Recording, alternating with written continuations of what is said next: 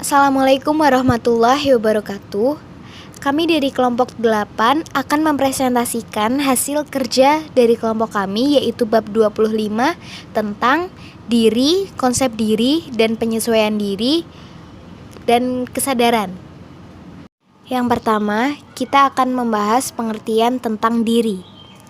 Diri yang akhirnya berkembang adalah komposisi pikiran dan perasaan yang menjadi kesadaran seseorang mengenai eksistensi individualitasnya, pengamatannya tentang apa yang merupakan miliknya, pengertian mengenai siapakah dia itu, serta perasaannya tentang sifat-sifatnya, kualitasnya, dan segala miliknya. Selanjutnya mengenai konsep diri. Konsep diri adalah cara individu melihat dan mengenal kepribadiannya secara utuh yang menyangkut tentang fisik, sifat, emosi, intelektual, sosial, dan spiritual yang ada pada diri seseorang. Terbentuknya konsep diri. Konsep diri terbentuk dalam waktu yang lama karena konsep diri tumbuh mengikuti perkembangan usia dan fisik seseorang. Materi yang selanjutnya adalah tentang proses perkembangan konsep diri. Ada dua hal yang mendasari dalam perkembangan konsep diri, yaitu yang pertama adalah pengalaman individu secara situasional.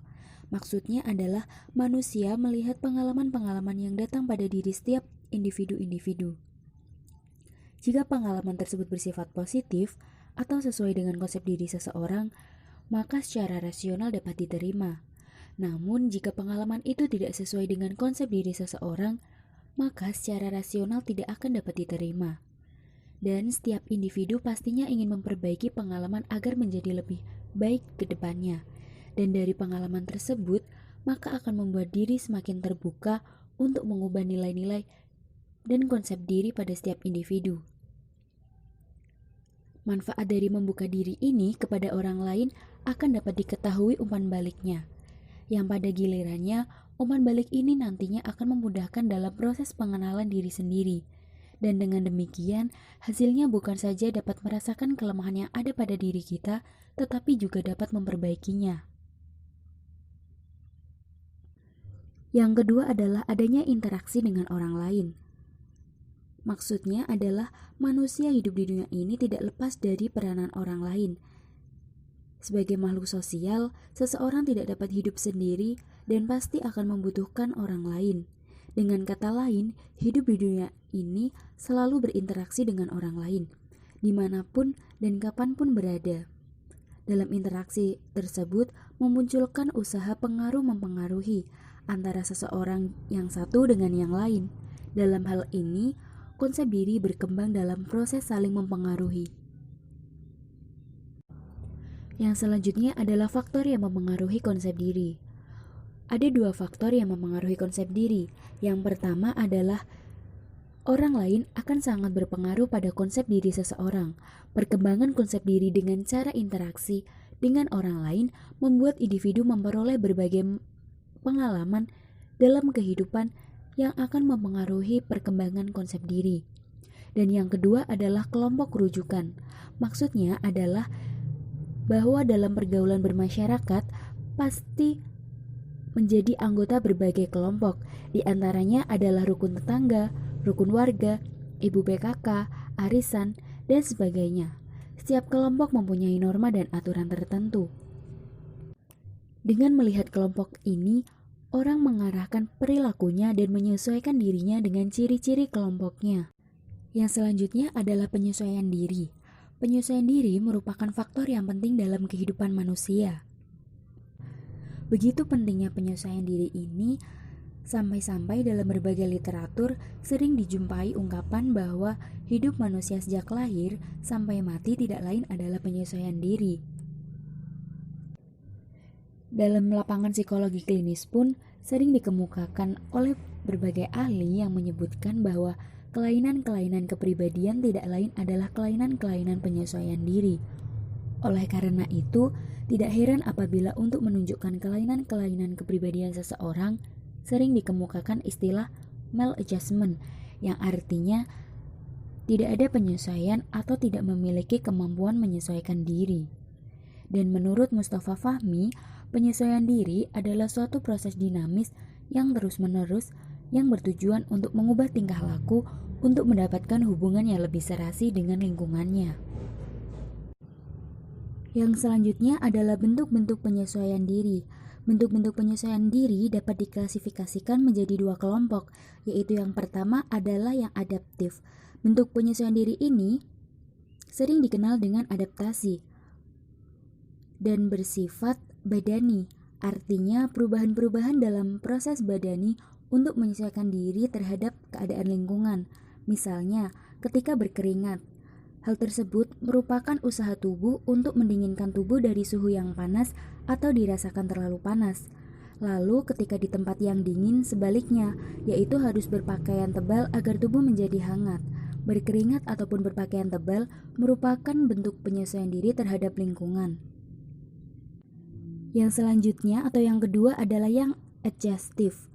Bentuk penyesuaian yang lain yang tersangkut kehidupan psikis biasanya disebut sebagai bentuk penyesuaian yang adjustif. Misalnya, jika seseorang harus pergi ke tetangga atau teman yang tengah berduka cita karena kematian salah satu anggota keluarganya, mungkin sekali wajah dapat diatur sedemikian rupa sehingga menampilkan ekspresi duka sebagai tanda ikut menyesuaikan terhadap suasana sedih dalam keluarga tersebut. Seseorang mungkin benar-benar ikut bersedih hati, tetapi mungkin juga oleh kemampuan membawakan diri tampil sebagai orang yang benar-benar sedih sekalipun keadaannya sebenarnya tidak demikian, dan bahkan mungkin sebaliknya. Karena tersangkut kehidupan psikis dalam penyesuaian yang adjustif dengan diri sendiri, penyesuaian ini berhubungan dengan tingkah laku. Tingkah laku manusia sebagian besar dilatar belakangi oleh hal-hal psikis, kecuali tingkah laku tertentu dalam bentuk gerakan-gerakan yang sudah menjadi kebiasaan atau gerakan-gerakan refleks.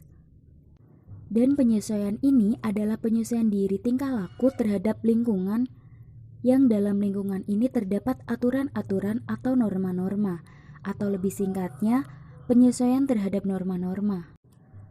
Yang selanjutnya adalah reaksi-reaksi penyesuaian diri. Sebelumnya akan dibahas mengenai mekanisme penyesuaian diri. Mekanisme penyesuaian diri adalah berbagai kebiasaan yang biasa digunakan orang untuk memuaskan motif-motifnya, termasuk mekanisme pemecahan masalah secara realistis dan mekanisme yang lebih primitif berupa sikap agresif melawan hal-hal yang merintangi. Kemudian dalam mekanisme tersebut, kadang muncul beberapa kecewaan yang menghasilkan reaksi-reaksi penyesuaian yang lunak, yang mana reaksi-reaksi lain yang mungkin juga bisa ekstrim dan emosional.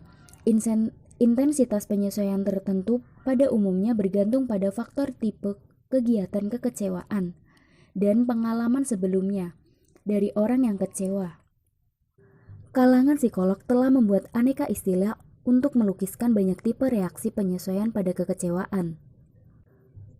Berikut ini adalah beberapa reaksi tipikal yang kadang-kadang dialami oleh orang-orang apabila berupaya menanggulangi banyak kekecewaan hidup, yaitu rasionalisasi, kompensasi, negativisme, kepasrahan, pelarian, represi, kebodohan semu, pemikiran obsesif, pengalihan, dan perubahan.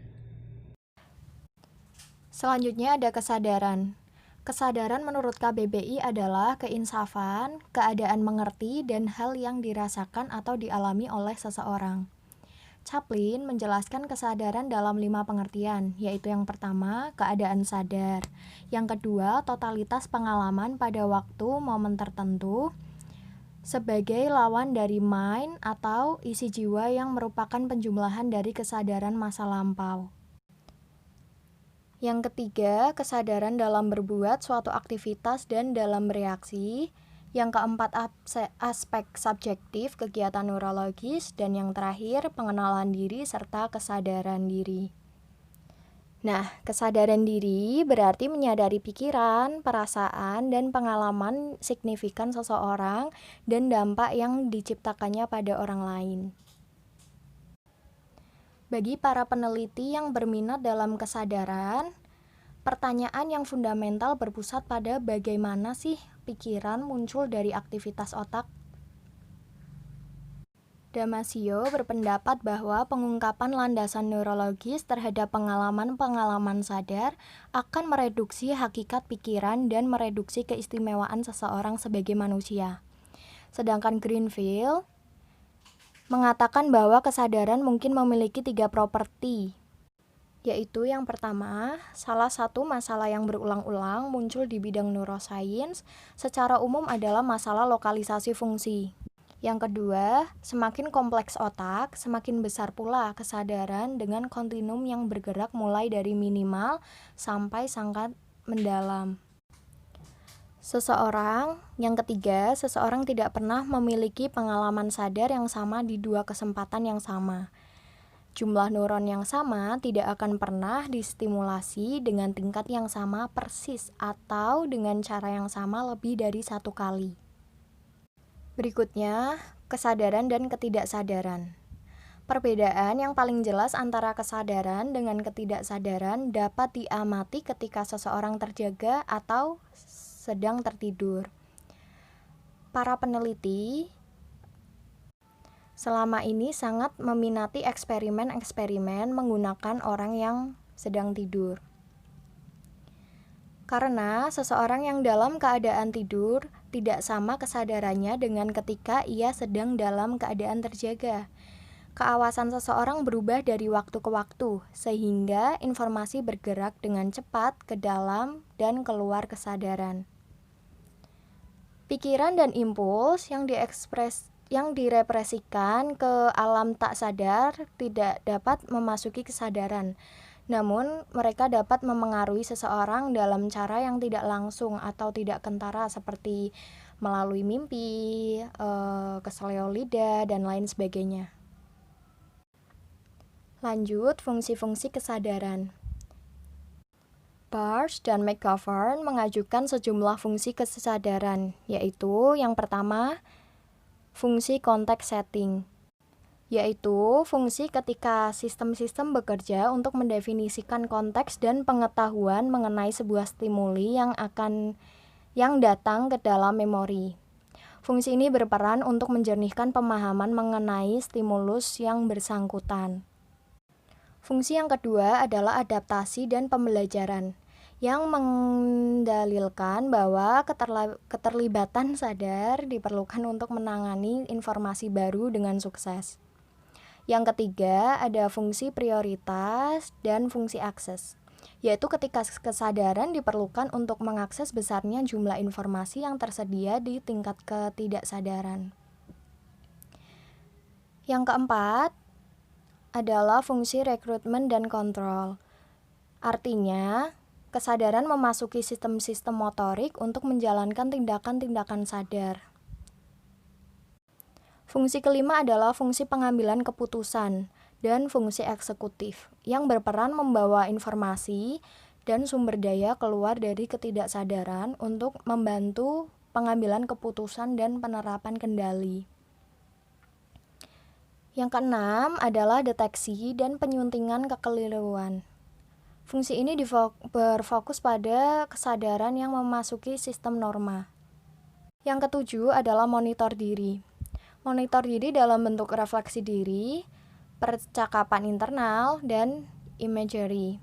Membantu kita mengendalikan fungsi-fungsi sadar dan fungsi-fungsi tidak sadar dalam diri seseorang. Dan yang terakhir adalah fungsi pengorganisasian dan fleksibilitas. Fungsi ini memungkinkan seseorang mengandalkan fungsi-fungsi otomatis dalam situasi-situasi yang dapat diprediksikan, tetapi sekaligus memungkinkan seseorang memasuki sumber-sumber daya pengetahuan yang terspesialisasi dalam berbagai situasi yang tidak terduga. Dan yang terakhir ada model-model kesadaran. Terdapat sejumlah model kognitif mengenai kesadaran yang berupaya menjelaskan topik yang kompleks ini. Yang pertama ada Johnson Laird mengajukan sebuah model komputasional yang menyatakan bahwa struktur arsitektural kognitif berupa suatu sistem pemrosesan paralel yang didominasi oleh sebuah hierarki kontrol. Yang kedua ada model Schachter yang disebut model dissociable interaction dan conscious Experience atau DICE. Didesain untuk menjelaskan disosiasi atau pemisahan memori dalam fungsi memori normal dan fungsi memori abnormal pada orang-orang yang mengalami kerusakan otak. Kemudian ada model SELIS yang berfokus pada suatu sistem pemrosesan informasi yang memiliki 4 subsistem. Yang pertama ada penataan pendirian, yaitu bentuk skrip behavioral. Yang kedua, sistem kepenyeliaan yang mengawasi penataan pendirian. Yang ketiga, sistem bahasa. Dan yang terakhir, yang keempat, ada sistem memori episodik. Yang terakhir, ada model dari BARS, yaitu dari teori medan kerja global, yang memandang kesadaran sebagai sebuah panggung tempat terjadinya suatu sistem penyiaran global yang menyebarkan informasi di seluruh otak. Jadi, pada teori ini memanfaatkan metafora gedung pertunjukan untuk menjabarkan kesadaran dan komponen-komponennya. Oke kawan-kawanku, sekian presentasi dari kelompok kami. Semoga bermanfaat. Wassalamualaikum warahmatullahi wabarakatuh.